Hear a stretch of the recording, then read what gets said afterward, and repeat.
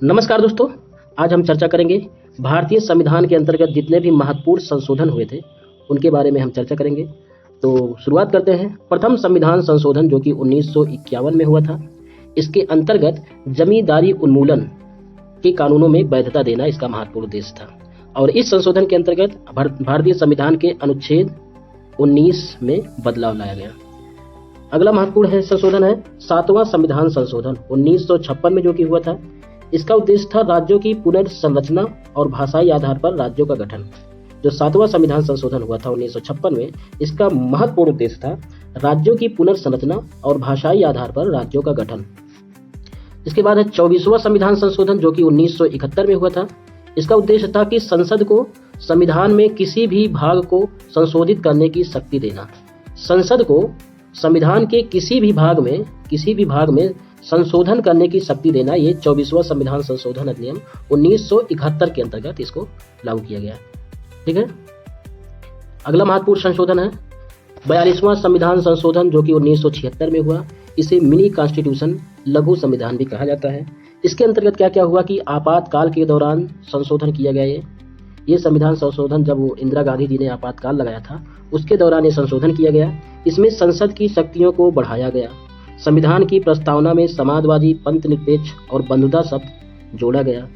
इसके अतिरिक्त मौलिक कर्तव्यों को भी भाग 4 का के अंतर्गत जोड़ा गया। मौलिक कर्तव्यों को भी भाग 4 का के अंतर्गत जोड़ा गया। ठीक है। न्यायपालिका की शक्तियों को सीमित किया गया। 42वां संविधान संशोधन के अंतर्गत न्यायपालिका की शक्तियों को सीमित किया गया। ठीक है। अगला है 44वां संविधान संशोधन जो कि 1978 में हुआ था। इसमें क्या हुआ था, इसमें 42वां संविधान संशोधन के दुरुपयोग को ठीक किया गया। जितना भी 42वें संविधान संशोधन में दुरुपयोग हुआ था उसको ठीक किया गया और संपत्ति के अधिकार को मूल अधिकार से हटाकर कानूनी अधिकार बनाया गया। और आपातकाल लागू करने की शर्तों में सख्त, जो भी आपातकाल लागू करने की शर्तें थी उनको सख्त किया गया। यह था 44वां संविधान संशोधन जो कि 1978 में हुआ। आगे 52वां संविधान संशोधन 1985। इसके अंतर्गत क्या हुआ, यदि कोई विधायक या सांसद पार्टी बदलता है तो उसकी सदस्यता रद्द हो सकती है।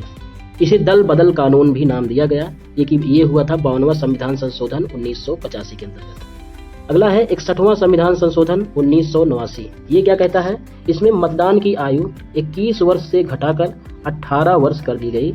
61वां संविधान संशोधन 1989 के द्वारा।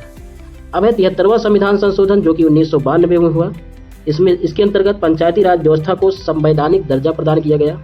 पंचायतों को संवैधानिक दर्जा मिला 73वां संविधान संशोधन के अंतर्गत, जिसके अंतर्गत ग्राम पंचायत, पंचायत समिति, जिला परिषद का गठन किया गया। महिलाओं और SC ST को एक तिहाई आरक्षण भी दिलाया गया। पंचायती राज व्यवस्था को लोकतंत्र की नींव भी माना गया, जो कि 73वां संविधान संशोधन के अंतर्गत गठन किया गया। अगला है 74वां संविधान संशोधन सन 1992 में, जिसके अंतर्गत नगर निकाय की स्थापना की गई। नगर पालिकाओं को और नगर निगमों को संवैधानिक दर्जा मिला। इसके अंतर्गत 74वां संविधान संशोधन के अंतर्गत शहरी स्थानीय निकायों की संरचना, चुनाव अधिकार आदि तय किए गए 74वें संविधान संशोधन के अंतर्गत। अगला महत्वपूर्ण संशोधन है 86 संविधान संशोधन 2002। 86वां संविधान संशोधन 2002 में के अंतर्गत शिक्षा का अधिकार यानी कि 6 से 14 वर्ष के आयु के बच्चों के लिए मुफ्त और अनिवार्य शिक्षा को मौलिक अधिकार बनाया गया। और उसको अनुच्छेद 21 के क्लॉज A में रखा गया। अगला है 101वां संविधान संशोधन जिसको 2016 में लाया गया। इसके अंतर्गत देश भर में एक समान टैक्स प्रणाली लागू की गई और GST काउंसिल की स्थापना की गई। यानी वस्तु एवं सेवा कर का जो प्रावधान आया था GST का, ये 101वां संविधान संशोधन अधिनियम 2016 के अंतर्गत लाया गया था। अगला महत्वपूर्ण संशोधन है 103वां संविधान संशोधन 2019। इसमें आर्थिक रूप से कमजोर वर्गों को 10% आरक्षण देने की व्यवस्था की गई।